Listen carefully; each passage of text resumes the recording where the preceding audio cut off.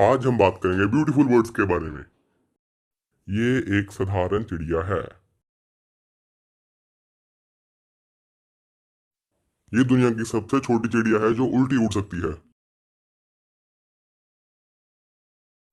ये चिड़िया सिर्फ तैर सकती है, उड़ नहीं सकती। ये अपनी चोंच की सहायता से वृक्ष में छेद कर सकती है।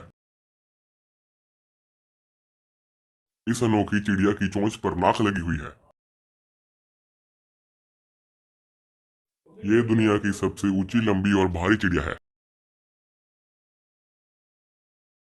ये एक रंगीन तोता है। Yeah.